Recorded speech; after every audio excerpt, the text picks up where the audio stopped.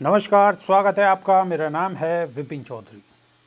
उत्तर प्रदेश की सियासत में उस वक्त नई बहस शुरू हो गई जब अपने 65वें जन्मदिन के मौके पर मायावती ने ऐलान किया कि उनकी पार्टी यूपी और उत्तराखंड में अकेले अपने दम पर चुनाव लड़ेगी। ऐसे में माना ये जाने लगा है कि यूपी में 2022 में होने वाले विधानसभा चुनाव में सभी बड़ी पार्टियां अकेले अपने दम पर ही चुनाव लड़ सकती हैं।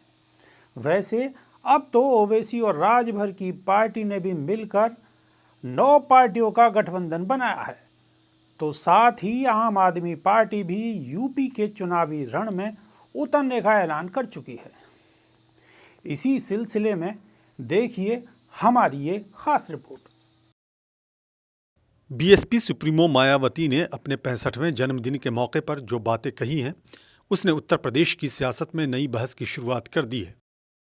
मायावती ने कहा है कि उनकी पार्टी उत्तर प्रदेश और उत्तराखंड में 2022 में होने वाले विधानसभा चुनाव में अकेले अपने दम पर चुनावी मैदान में उतरेगी। मायावती का साफ कहना है कि गठबंधन से उसे नुकसान उठाना पड़ता है, इसलिए वो किसी से भी गठबंधन नहीं करेंगी। ऐसे में ये माना जा रहा है कि उत्तर प्रदेश में आगामी विधानसभा चुनाव का नज़ारा बहुत ही दिलचस्प होगा। इसके पीछे की वजह भी बिल्कुल साफ है, क्योंकि सभी बड़ी राजनीतिक पार्टियों भारतीय जनता पार्टी, कांग्रेस, समाजवादी पार्टी और अब मायावती के ऐलान के बाद बीएसपी भी अकेले अपने दम पर ही चुनावी मैदान में उतरेगी।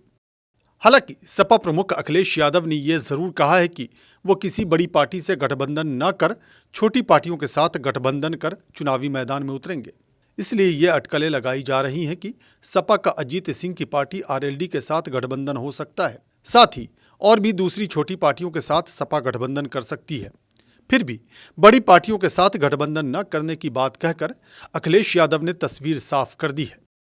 कांग्रेस ने पहले ही ऐलान कर दिया है कि वो अकेले अपने दम पर चुनाव लड़ेगी। हालांकि 2017 विधानसभा चुनाव में कांग्रेस और सपा ने मिलकर चुनाव लड़ा था, लेकिन बीजेपी की ऐसी लहर चली कि दोनों पार्टियां मिलकर भी कुछ नहीं कर पाई। वैसे 2019 के लोकसभा चुनाव में सपा और बीएसपी के बीच गठबंधन हुआ था, जिसमें आरएलडी भी शामिल थी, लेकिन नतीजों ने सभी को चौंका दिया और इन तीनों पार्टियों का गठबंधन पूरी तरह से फेल हो गया। सपा को जहां सिर्फ 5 सीटें मिली, तो वहीं 2014 लोकसभा चुनाव में एक भी सीट नहीं जीत पाने वाली बीएसपी के खाते में 10 सीटें आईं। जाहिर सी बात है, इससे बीएसपी को तो फायदा हुआ, लेकिन सपा को कोई फायदा नहीं हुआ। फिर भी इस हार के लिए मायावती ने अखिलेश यादव की पार्टी सपा को ही जिम्मेदार ठहरा दिया। अगर बात बीजेपी की जाए तो 2017 के विधानसभा चुनाव में पार्टी ने एक तरफा जीत हासिल कर सभी को चौंका दिया था। हालांकि तब बीजेपी ने कई और दूसरी छोटी पार्टियों के साथ गठबंधन भी किया था।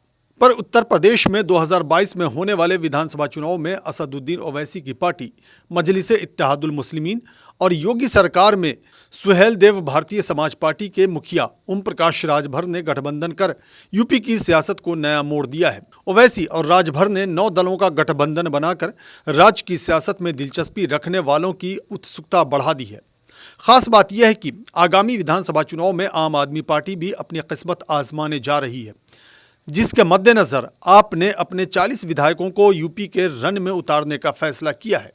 कुल मिलाकर यह कहा जा सकता है कि मायावती ने अकेले चुनाव लड़ने की घोषणा कर यूपी की सियासत को नई दिशा दे दी है। साथ ही मायावती ने उन तमाम अटकलों पर भी एक तरह से पूर्ण विराम लगा दिया है कि शायद बीएसपी और बीजेपी के बीच गठबंधन हो सकता है। सियासत है, कुछ भी नहीं कहा जा सकता है। आगे आगे देखिए होता है क्या।